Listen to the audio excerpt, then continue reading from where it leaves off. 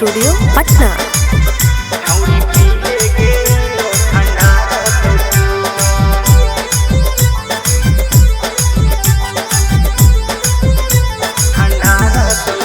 छोड़ा ले चले हमरा कोलत रे, ढेर दिन से ही हमें बोलत रे।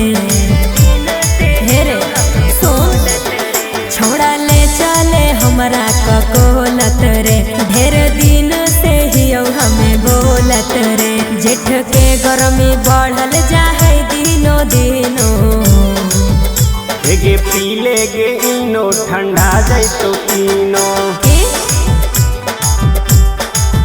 छौड़ी पीले गे इनो ठंडा रहतो तीनो।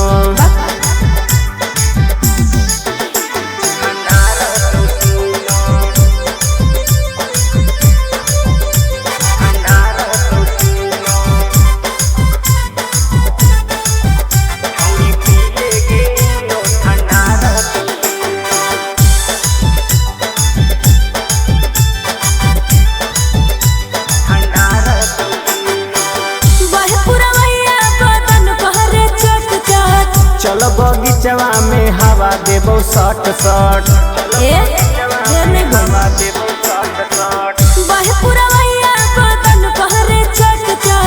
चलो बगीचवा में हवा देबो सट सट।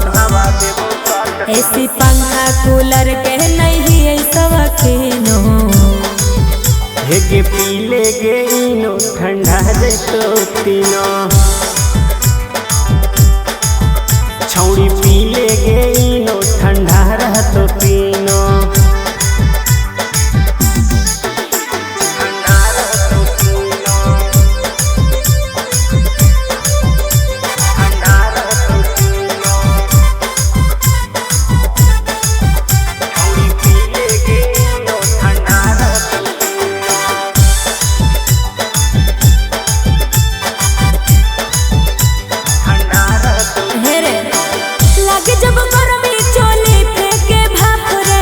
पेन्हे छोटा घघरी चोली पेन्हे हाफ गे।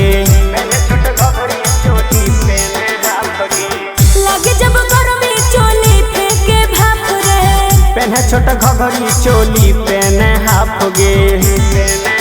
वाल्मीकि पंकज पीला देना पोदीनो, गे पीले गे इनो ठंडा जैतो तीनो।